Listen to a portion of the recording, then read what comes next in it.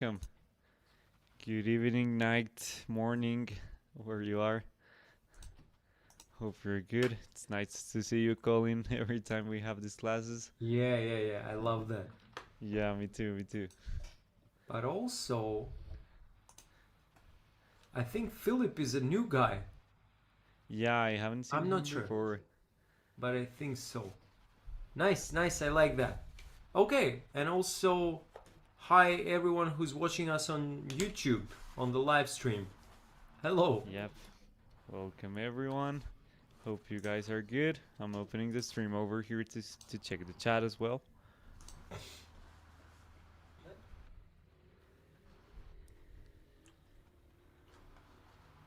Okay, awesome, guys. Again, welcome to today's class. I think the YouTube stream doesn't show the actual title of the class, but just to introduce that real quick, today's topic is called Goal Focused Practice Routines. I had that idea because I feel as a guitar player, it's not only important to work on your specific stuff, but also very important to know what to practice and how to practice it. And that's actually something we take very seriously over here in the academy. We understand that time is a huge factor because we all have guitar going, but a lot of other things to resolve in our lives. So we need to be very effective and goal oriented with our practices. So with that in mind, I had that idea for today's class. Um, I was thinking of a couple of focuses, like different goals you could be maybe taking a look at. One of them can be if you're into working on your soloing, another one if you want to work on songs in repertoire, another one is if you want to work on your technique. Those are the main three I was thinking of. Maybe we'll think of different tweaks here and there as the class progresses. But yeah, that was just to introduce this real quick. Also, for the people that don't know us, I am Juan. I am with Victor today. We are two of the instructors at the academy. And guys, if you want to consider joining, please do by all means. I'm gonna leave you the link in a second. And with that in mind, how are you Yeah. today, Victor? I have the link as well, so here it is in the chat and also in the YouTube chat on the live stream.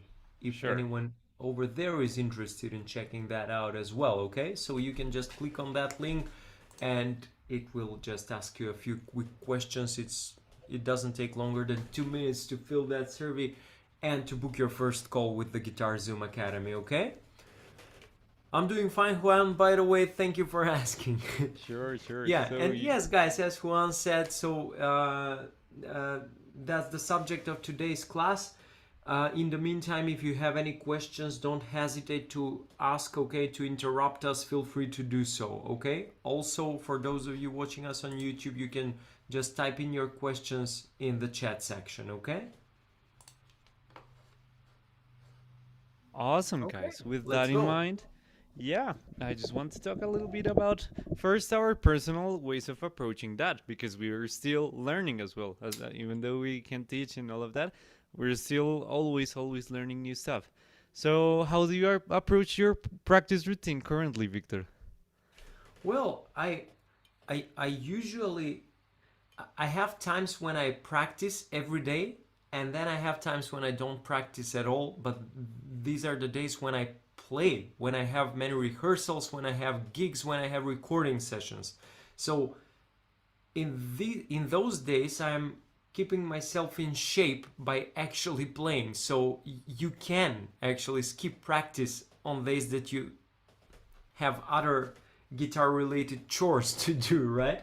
But whenever, for instance, when I do practice, I try to focus on what's coming next. So for instance, if I have a particular recording session that is going to require a different, let's say, sound approach, this is something that we don't think about too often when it comes to practicing. We always think of technique and theory and stuff like that, but sound is also an integral part of your playing. So sometimes your practice routine actually means practicing sound, practicing how to make your guitar sound the way you intend it to sound, right? If you have a particular recording session coming up, or a band rehearsal, a practice, or you're working on a new song with your band or by yourself, sometimes it comes to finding the correct sound as well, not only practicing your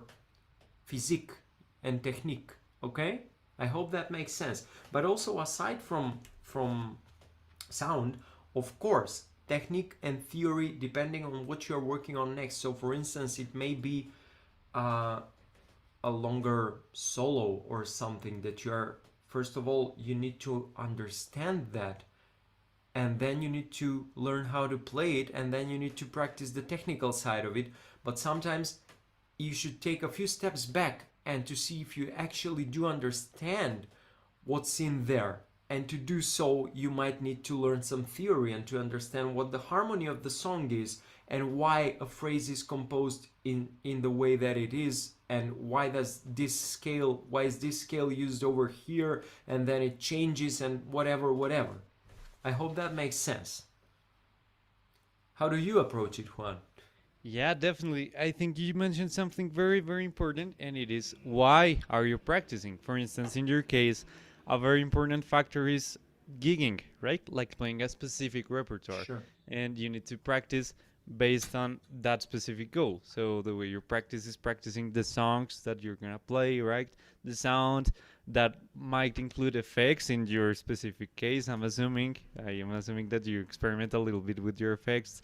So yeah, all of these things come into play. But I think the important factor that we need to not forget is that there's a goal in mind. Like Victor's practicing his sound and his repertoire towards that place. Personally, I agree on that. I have my, let's say, eras on which I practice, and some of them which I don't. Currently, I'm not, to be completely honest. My musical time is spent most of the time on writing. So I just practice my guitar if I need to play for a gig or a recording. Otherwise, I might not play. Sometimes I just play for fun, but most of the time I'm focused on either writing or working on my singing, which is also one of my goals. But that's because of that. I have like a very clear goal of I want to write my music and to be able to sing it. So my effort is being prioritized towards that place. That's one thing. Now, another one, again, most of the time that I practice currently is like focused on a specific repertoire, whether because I have a gig or a recording session. So I take all of those songs into account, and most of my time is spent there. Now, talking about some specifics on what to practice, how to practice, and for how much time, here's my suggestion. If you are into practicing repertoire, like let's say that you just want to play the songs you like, whether for fun or you want to challenge yourself with a specific repertoire that makes you grow. I consider always very important to work on our technique still, like just to be in shape and keep working on our sound, and our technique is extremely important. I would start warming up there. So let's say that you're working on a song that's on the key of, I don't know, C sharp minor, to say something, which is this.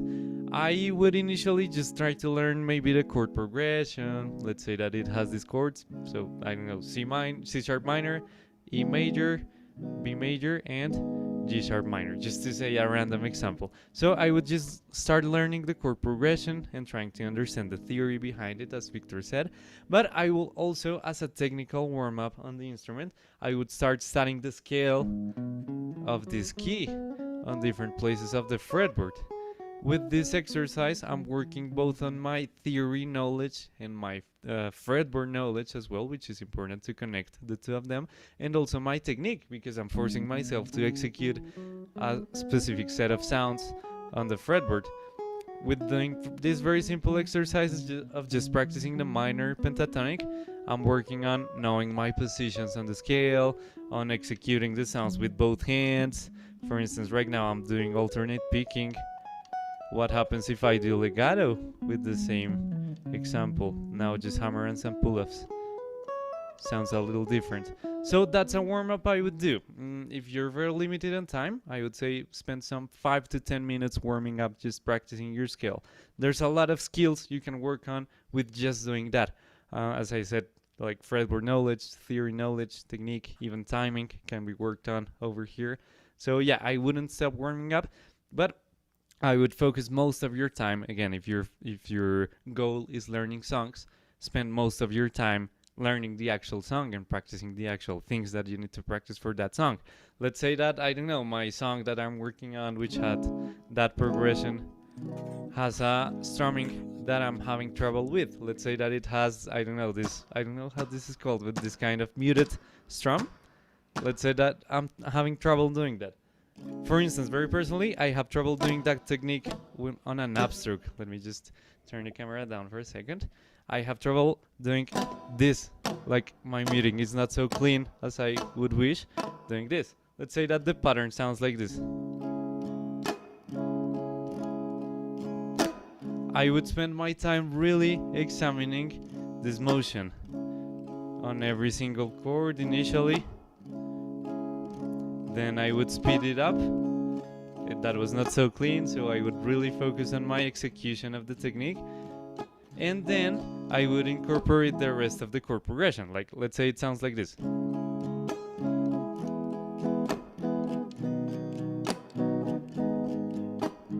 It sounds like something already, right? Again, I'm just thinking of a random example, but this is stuff that we can apply to the actual repertoire we're working on. I would spend, if you're very limited on time, let's say that you have half an hour to practice. I would just spend the first 5 to 10 minutes on warming up, and the rest of the 20 minutes focused on the actual stuff you need to practice from the song. That's one idea, working on the chord progressions and your strumming. But maybe it's also important to work on the song structure.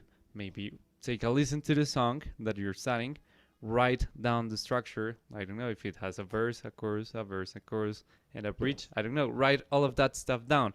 That way, one, the song structure is much clearer in your head beforehand, like before diving into the actual musical materials. And two, the sole art of writing down the information is another very, let's say, useful way of studying, because as you write it, that information will be retained over here as well, and you'll also have an aid for you to work on the song later on. So it's kind of a win-win if you also write this kind of stuff down. I would recommend write the chord progressions, write the song structure. That stuff is really, really useful. So yeah, that's like maybe just my initial suggestion or suggested approach on how to work on a repertoire. Do you have any comments there, Victor? Or are there any questions, guys?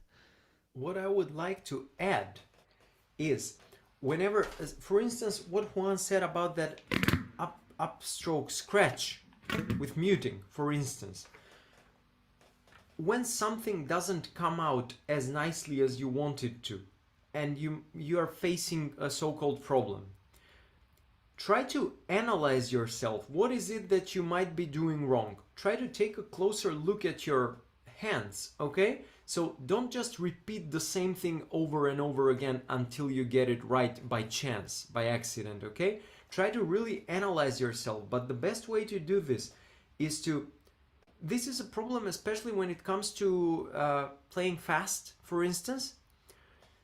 Try to play it slowly, but in the same way. Hold the hands in the same way and attack the string in the same way as you would if you were playing it up to speed. Okay, does that make sense?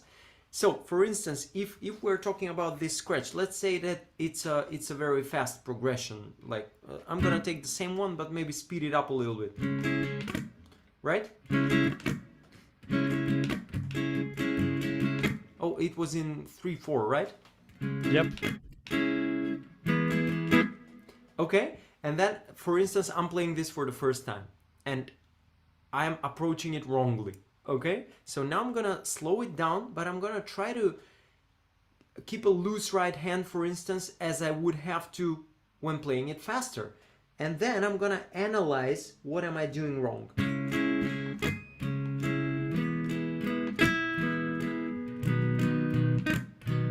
Okay, so the problem might be that I'm not placing my right hand where I should. Maybe I should place it more backwards towards the bridge. Maybe I should touch with this part of the flesh, or maybe with this. And I'm gonna analyze myself and take a closer look at my right hand, okay? And then I'm gonna figure it out after a while, okay? And then I'm gonna practice it slowly and speed it up gradually, okay, until I get it up to speed. And there is no way that you cannot overcome a problem if you approach it this way, okay?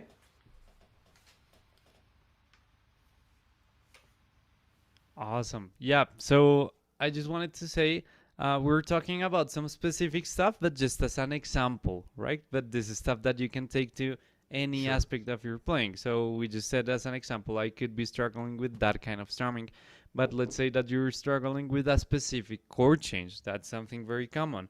You're working, I don't know, on a chord progression, and you have troubles with placing your fingers a specific way on the fretboard. You can take what Victor just said as the same approach there. Try to examine yourself and try to examine what's going wrong there, like what's really holding you back on that specific issue. For instance, I don't know if you're doing this chord change. I'm trying right now from G major to D major with the bass here. Maybe it's because you're having trouble changing from like this fingering to, I don't know, this one. Like it for some reason might take you some time to get there. So try to break down the stuff that you are struggling with and be very patient on just isolating that specific issue. For instance, if I have trouble right here, I will do it extremely slowly until I'm able to play one chord and then the other. Like it doesn't matter if it takes me an hour to get from one chord to the other. As long as I can get to this one, okay, let's do it again. If you isolate every little aspect and start to work on just that one over time, you will build that skill up and it will be very, very easy to speed it up over time. So yeah, that's stuff that I think can be useful for songs, like working on the strumming, on the chord changes, and isolating any potential issues you might have, trying to identify what's holding you back there and try to solve it by just slowing it down and not worrying about anything else. Hope that's making sense so far, guys. Please let us know if there are any comments, both here on Zoom and on YouTube. There's a comment from Philip. He's saying, I do find slowing down and looping apart I am having trouble with to be helpful. Definitely, slowing down helps you have more time to think about what you need to do right. So even if you need to go to the most extreme end of slowness, go, because you will have the time to do things right there. And once you start doing them right at any speed, you'll be able to do it faster and faster and faster over time until we get to the intended speed. So definitely slowing down helps a lot. Also, Colin says the fat part of my middle finger always seems to dull the next string to it. Yeah, so that's something like going into that specific question, Colin. That's something that can be answered with, I would say, your knuckles. So your knuckles are this part of your hand, right? Actually, like this one, but I consider this the same part. So sometimes your knuckles are way close to the fretboard. They're almost touching it, if not really touching it, and that causes the fingers to kind of lay too low and cover the string that's below. So if you take your knuckles a little bit away from the fretboard, look, now I'm starting to get a little bit of that open A string. If I take it a little bit further, I now have this note isolated on the low E, and my A string can be open, right? It's a huge difference to support my hand like this than taking my knuckles away and doing this. So sometimes that's the issue, that your hand might be too close to the fretboard. It's kind of clenched like this instead of a little bit more open. Yep, so hope that helps, Colin. Yeah, that's my little take on songs. Do you have any other approach or comments there, Victor? Yeah, what Colin said. So also, it sometimes it helps to try and fret the note with a slightly different part of the finger. Okay, so try using more the tip of the finger than this part of it. Okay, but don't go too far. Don't go. Don't let your string go under the fingernail. Okay, first of all, it will hurt, and second of all, you will produce a not so good sounding note. Okay, but try to find the sweet spot, sorry, between the tip of the finger and the inside of the what is this called? We call this the pillow of the finger. I'm not sure about the English I term. don't know, but look, Pad. it's Yes, the pad. hopefully Yes. you can see this. I don't know if the like let's you see, but I tried to mark like the string on the tip of my finger. Hopefully it can be seen. It's like right there on that place that Victor's mentioning. Like Yeah. not too close to the nail, not too close to here to like the fingerprint, but right in the middle, right in the tip of the finger. Yes. Yeah, Exactly. try to play the strings that way. Also, I just thought of a last comment I have on learning songs. I mean, this stuff is really a little bit hard to talk about because we need to take into account so many different levels that a guitar player can have and different goals. So we need to try to do something for everyone. But in case you're just starting out and really want to play songs, I would say initially just try to look for songs that have open chords or cowboy chords, like chords that have open strings. There are infinite amounts of songs that have those types of chords. But if you're really just starting out, worry about the sound of your chords, which is basically what we were just talking about. So as an exercise I always do for my very beginner students is play your chord string by string and make sure that all of the notes sound clean, that there's no buzzing or any muted strings, for instance, something like this. Right, there's a little bit of buzzing, the string is covered, right, you might get some uneven sounds. So examine your chords note by note on every chord of your chord progression. Make sure that they're sounding pretty clean. One very quick way of doing that is making sure that you're pressing your strings close to the fret. So the frets are these metallic bars right here, right? So if you go too far away, you get this buzzing sound. If you go over the fret, it's gonna be muted. But if you're right behind it, it sounds very clean. So apply that principle for your chords. It's different to play this than this, right? And look, I just moved my hand. No different fix than just doing that. So take that approach on the chords that you're learning on your song. Okay, that will be extremely useful. Yeah, that's my little tips on songs. Any other And ideas, guys?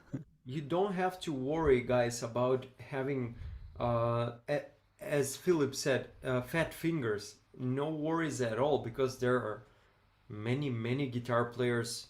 Let's take BB King as an example, right? He had fat fingers. Did it ever stop him from playing well? No. Also, Yngwie Malmsteen, there was a time when his fingers were really chubby and he was still the fastest player in the world. So you don't have to worry about that at all. You can always find a way of how to attack the string when fretting a note, so as not to make that buzzing sound on the string below. Okay, but also Yep. sometimes it comes to the fingering pattern that you're using and the way you, let's say if we're talking about changing chords, sometimes it also comes to which fingering you're using for the next chord. Because for instance, if I have to play a G chord and then a C chord, instead of doing this big jump and rearrangement of my fingers, I'd much rather play my G chord like this, and now my C chord is very close. I just have to put these two down and add the index finger, and that's it. Okay? But for instance, if I have a change from G to D, I'd much rather use this G shape than this one. Because when using this shape, I'm just gonna keep this finger because it is a shared note between the G and the D chord, and I'm gonna anchor with this finger. I'm not lifting it up. I'm lifting up the other fingers. And I'm using this as an anchor, okay? And I'm just pivoting in a way, okay?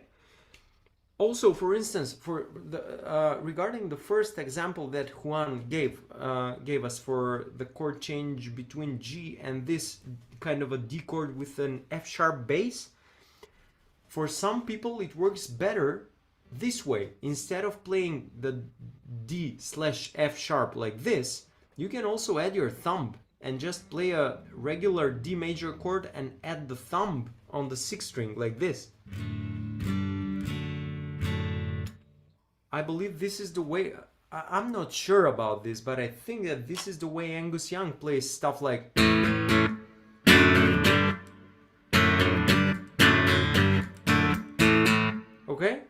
the thumb from above, because it's much easier in this case than doing this.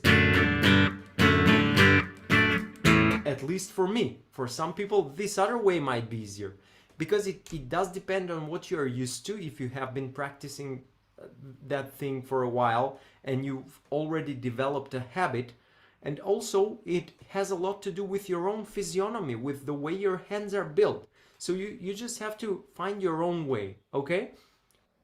And really study the way that you play and analyze yourself, as I said before, okay? And see what's working out for you, because there is no one size fits all rule, okay?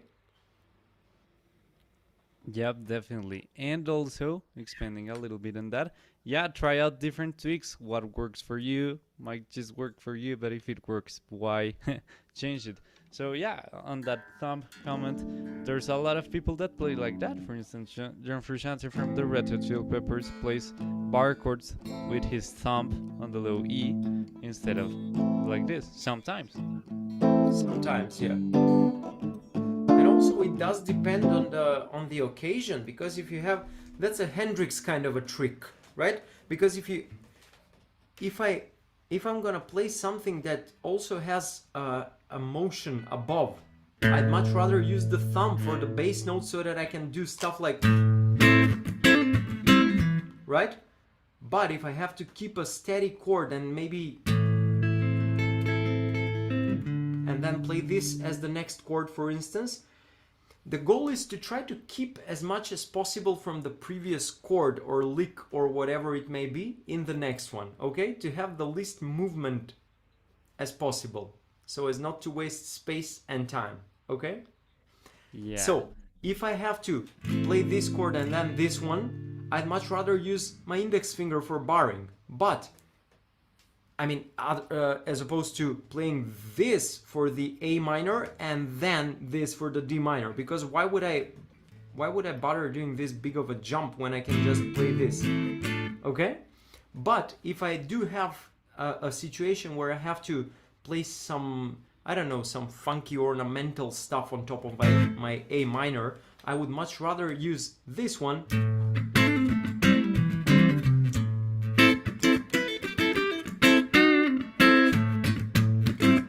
than this one. Okay? Yeah, so those are really specific stuff, but we don't want you guys to not only stay with what we're talking about on those particular things, but to take like the general concepts we're talking about. We're talking about tweaking your technique, right? Checking that your sound is clean, and if needed, make tweaks that work for you. Start exploring different options. You might find solutions that work for you for a specific issue. So by all means, explore that stuff. Now, dialing this down a little bit to the actual topic from today, which is based on practice routines, here's my suggestion, like a very general suggestion. Again, this doesn't necessarily fit for everyone, but you can start here and make your own tweaks on how to organize your time.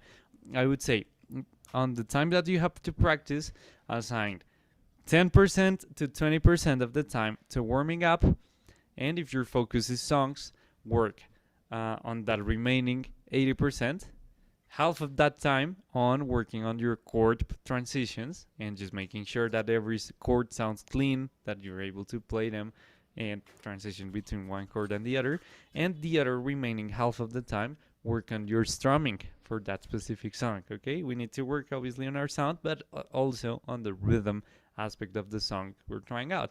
So let's say that we have 30 minutes to practice. Spend some 5 to 7 minutes on warming up.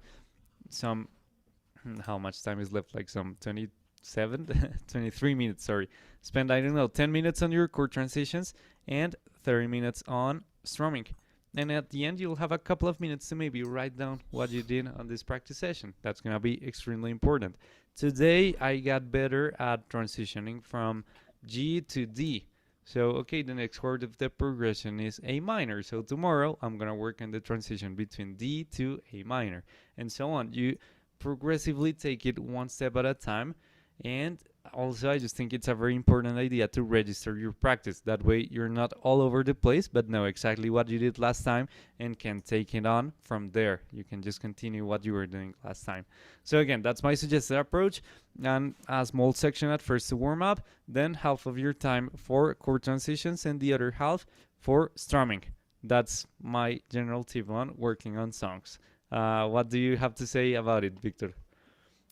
I have to say, you always try to make your learning process music oriented or song oriented, because you can just sit down and practice scales and practice technique and practice and learn theory and whatever, but you need to start applying this knowledge in order to really understand what you're doing and why are you learning the thing that you're learning. So for instance, if you, let's say that you want to learn a song by, I don't know, let's say you want to learn a song by Metallica, right? And it's gonna be something very riffy, heavily distorted, fast picking, mostly down picks, right? So you might want to add that to your practice routine. Okay, so for instance, you're gonna take the spider walk exercise, which we all know, I suppose. The 1, 2, 3, 4, down, up, okay? But in this for this occasion, I'm gonna practice the same thing using only downstrokes. I'm gonna practice it with a metronome, and I'm gonna speed up the tempo gradually. And I'm gonna start like this, at a tempo that is comfortable for me, right? And then I'm gonna start speeding it up. Speed up the metronome, I mean. Okay, but play only downstrokes, because that's the technique that I'm gonna need for my next project song, okay? For the next thing that I wanna learn. So, for instance, let me give you an example of my practice routine.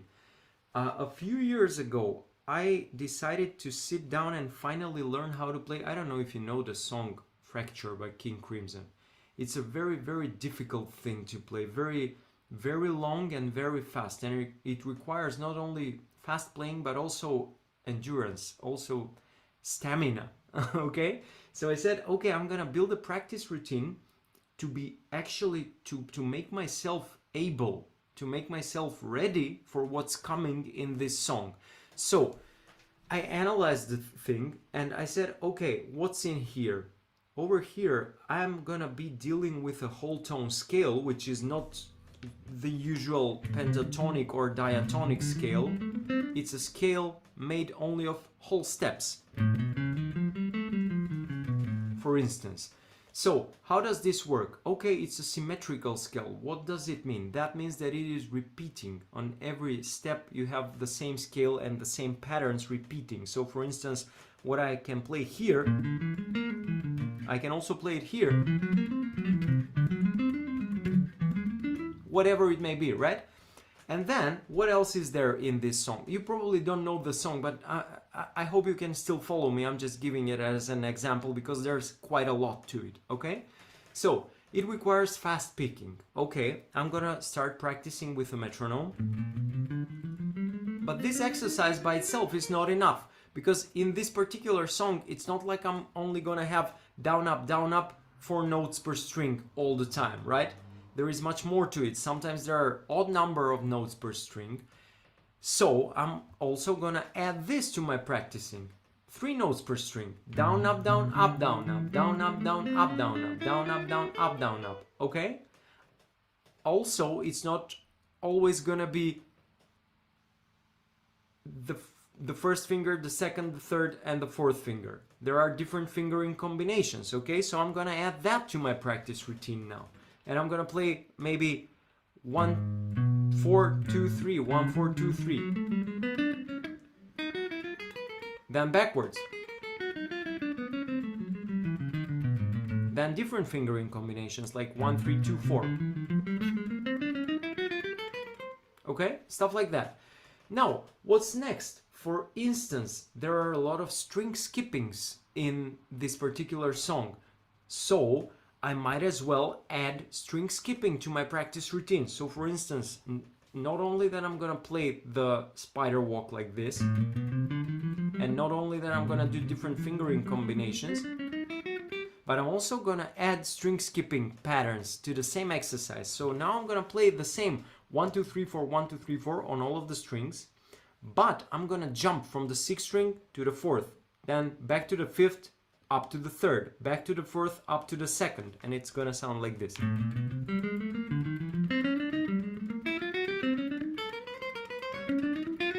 Okay, but sometimes there are also jumps over 2 strings in this song, so I might as well want to add that to my practice routine, and I'm gonna do that.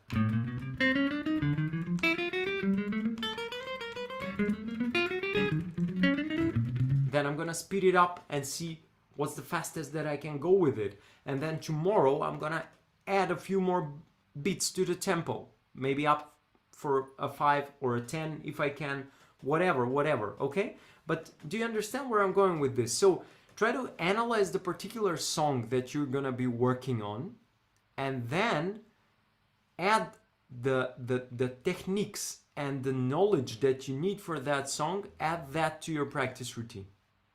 That's what I'm saying, okay?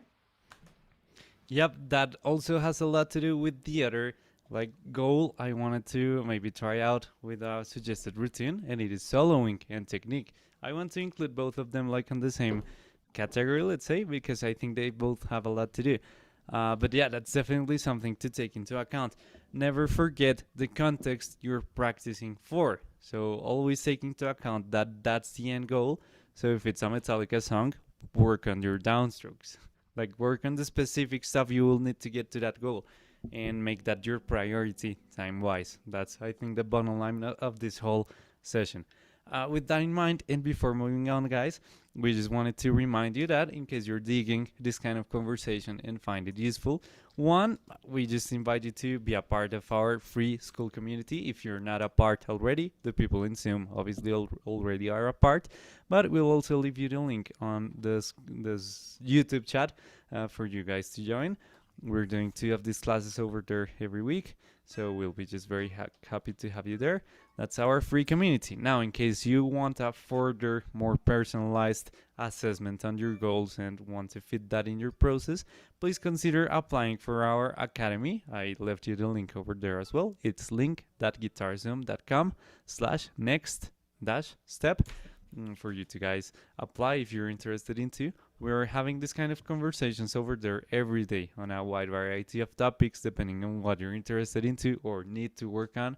We do this stuff every day, and there are 8 of us as instructors, so we really have a lot of variety going on over there. So if you want to consider that, please do, and we'll be happy to talk to you. Now, moving on today's topic on a practice routine. Now, the other one, so all of this we have talked about so far was focused on songs, right? But what happens if my focus is more on the soloing, and let's say that I either want to work on my technique or my improvisation skills, or both. Here's where these ideas come to play as well.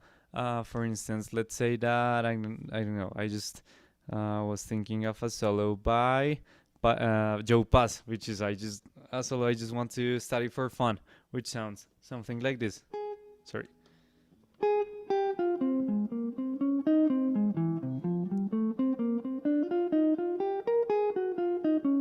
That's as far as I remember. I need to practice the whole solo. But for instance, Joe Pass has a very specific way of playing, and it's that sometimes he picks everything. Everything that I just played was alternate picking.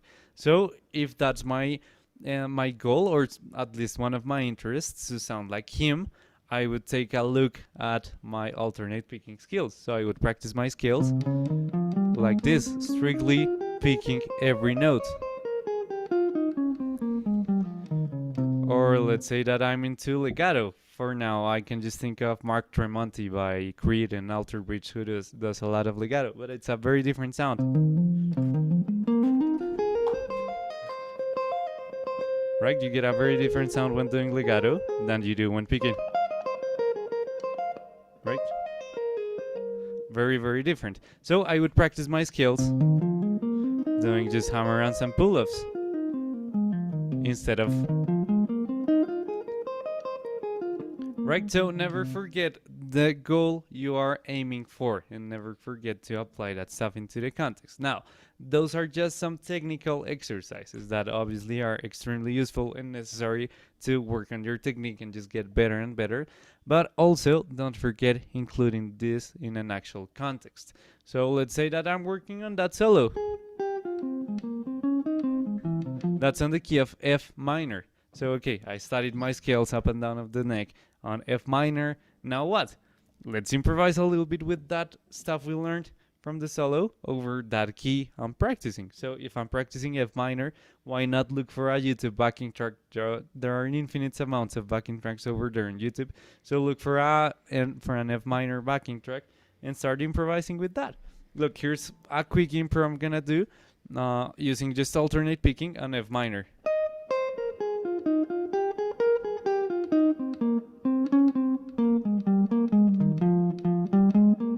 Right, I'm just trying to pick everything.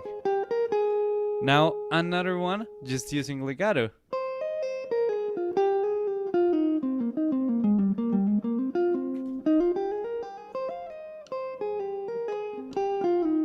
Right, we get a very different sound using each technique. So never forget the stuff you're aiming for. That's just a quick introduction. What do you have to say about it, Victor? Yeah, regarding that particular example, can you please play the lick once again? Sure. The Joe Pass solo?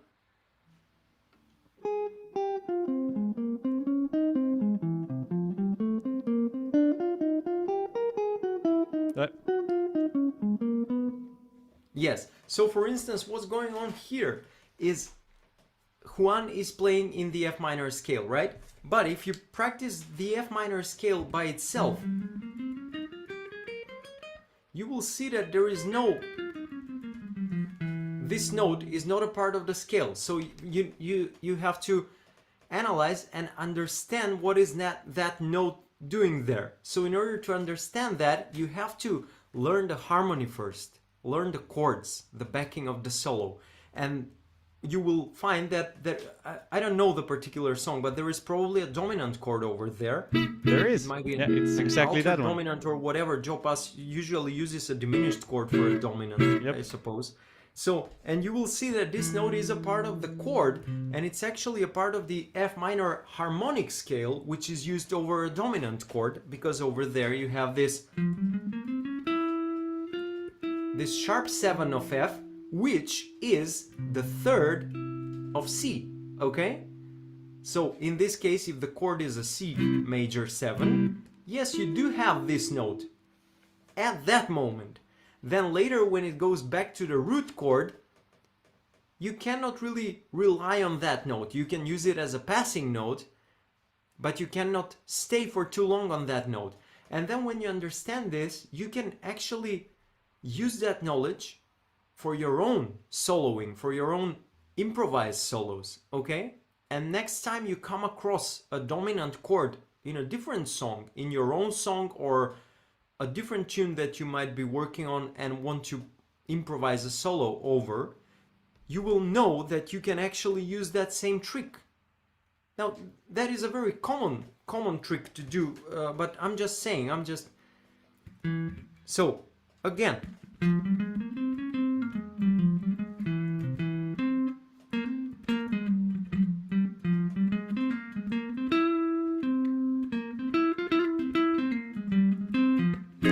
Okay? Yeah, actually, you just reminded me of something. There's a saxophone player I love to listen to. His name is Terrace Martin. He's from LA, and he plays with Kendrick Lamar and has his own music, which is just amazing. So I really like his style, and I have transcribed a couple of solos from him because one, he plays fast, and I sometimes are interested into taking my speed up, and two, he has just some very harmonic, crazy sounding phrases. So I want to take a deeper look, and I do exactly what Victor just said. Analyze the chord that's being played on the song and the line he's playing, and take a look at the notes that make up that line and what's the relationship of these notes with the chord. So for instance, with that, analyzing this Terrace Martin guy, I came up with two huge things I use on my solos. One of them is this kind of movements on the scale. like 3 notes, start at one on top, then go to a way lower one, and then play a note that's in between those two.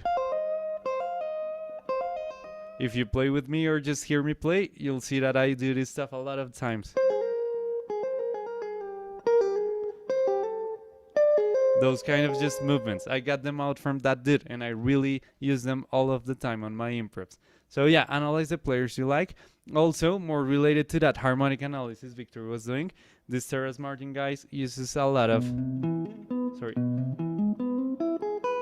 augmented major 7 chords.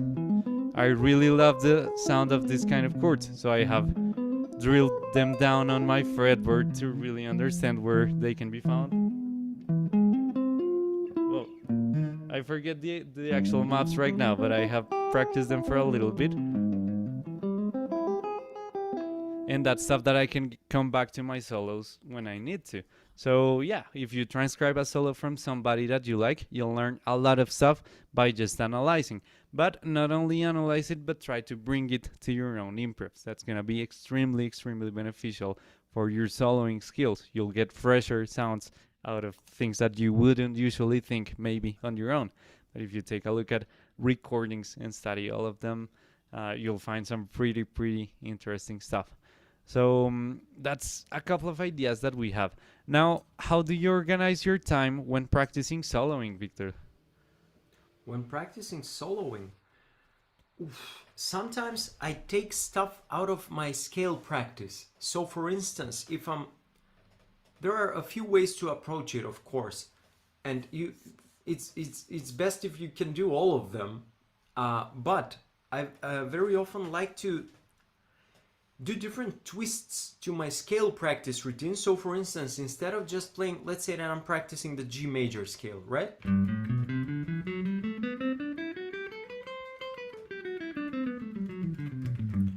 Instead of just playing it up and down, I'm gonna rearrange the order of the notes. So for instance, now I'm gonna play the same pattern of the scale, but I'm gonna play it backwards, ascending on the strings.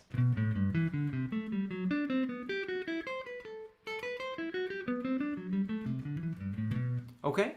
And then I'm gonna ask myself, where can I use this as a lick if I like the way it sounds, okay? So I can, of course, use that G major scale over a G chord, of course.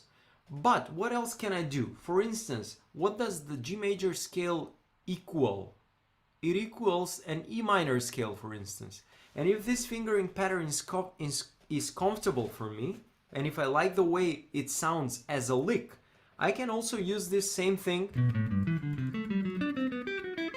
over an E minor chord, let's say.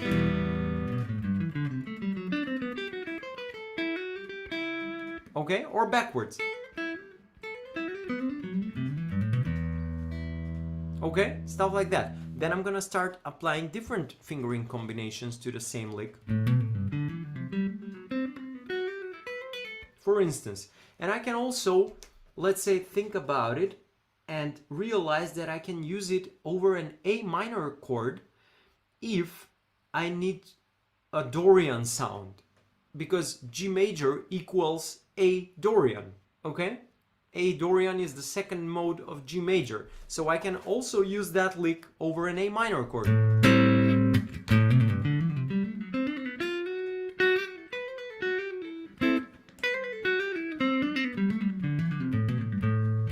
Okay, and it sounds nice, and it can become my own. Even though it does come from a scale practice, I can make a lick out of it. Okay, that's my usual way of approaching that. Yeah, that's a pretty cool one.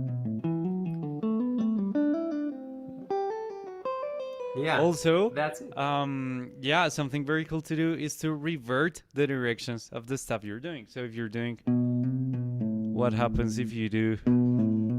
Right, one was Yes. the other you end up with something very different.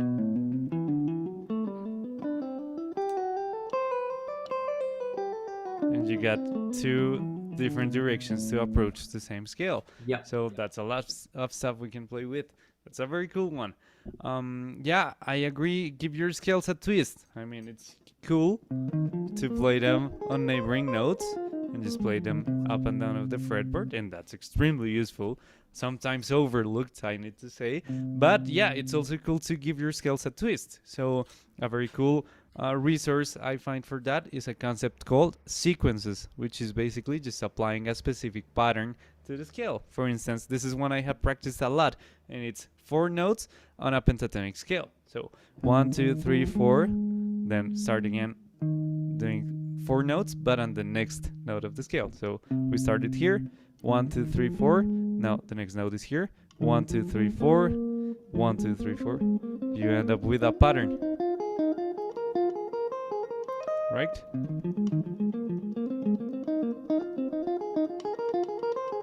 It's a different way of practicing your scale than just going like this.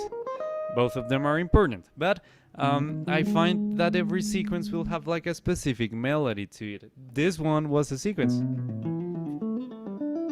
By all means, that's a sequence. So yeah, every one of them will have like its own character. For instance, I have practiced this one because I like it a lot, and you can see that kind of stuff, for instance, on George Benson's recordings.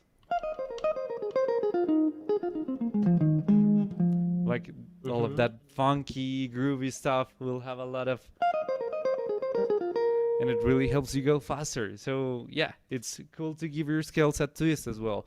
Maybe practice them like this, but practice it on random ways, and you develop your own twists to your scale. For instance, here's one I have used as well, doing kind of fifths, so playing one note at one end on the scale, and then another one really far away.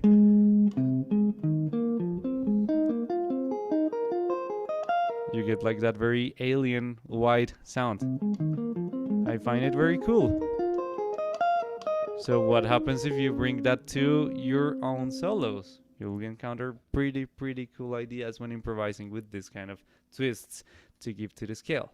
Now, what I would say is, if you're starting out on this soloing rabbit hole, spend most of your time practicing your scales, because that's gonna be the framework you'll use in your actual solos. But don't forget to, maybe at the end of your practice session, some 10-15 minutes, dedicate them to improvising. Head into a backing track or just improvise on top of your metronome and start to create your own ideas based on the resources you're studying. Let's say that you have 30 minutes to practice today. Work your first 20 minutes on your scale, like try to understand the patterns, the notes that make it up, give the scale these little twists, practice them with a metronome, all of this stuff we have discussed today. But at the end of the session, dedicate some solid time, at least some 10 minutes, into just trying out ideas, and don't be afraid of it sounding awful, because it might, but there's also a lot to learn when it sounds awful. You'll realize what you like, what you don't, what sounds good for you and what doesn't. What can you do, and how can you give life to that material you're studying?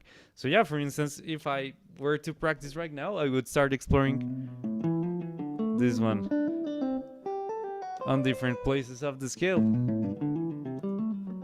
and I would start implementing that on my improvs. So what happens if I use that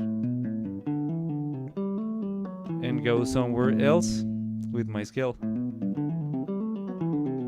Right? I got a leak right here just using that idea. So that's something I would expand on. But the point is, be creative and don't be afraid of putting your own ideas out there, because it's gonna feel weird at first, but there's a lot of growth to be had there. That's just my little comment. Again, I just wanted to stress like the time aspect of it.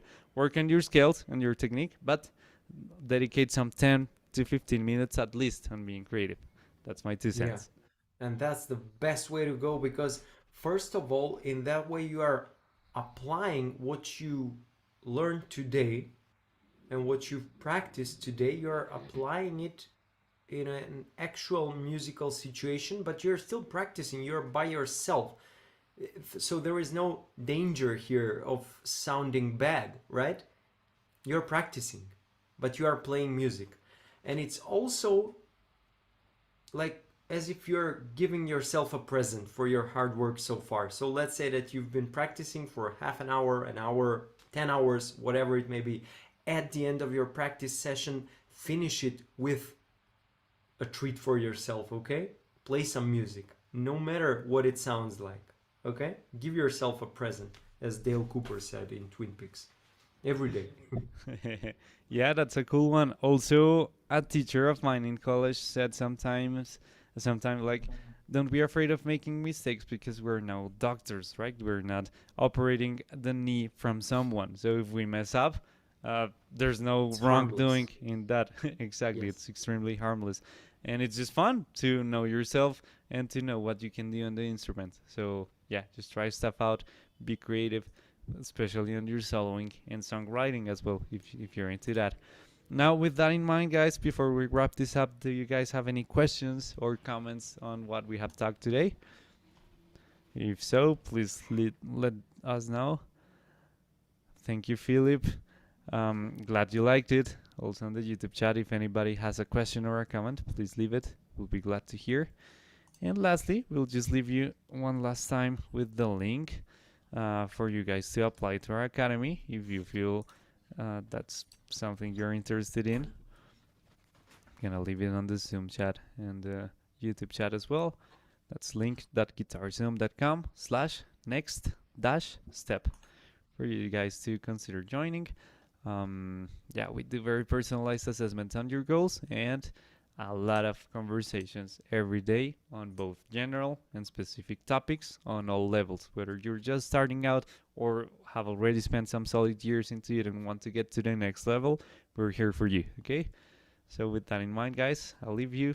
Victor, do you have anything to add? No, that's it. Thank you for joining, guys. I also have a class starting in 1 minute, so I have to go. But thank you for being here, and see you soon. Okay? Sure. See you soon, guys, and have a great weekend, everyone, okay? Bye bye. Take care. Thank you, Victor. Bye bye.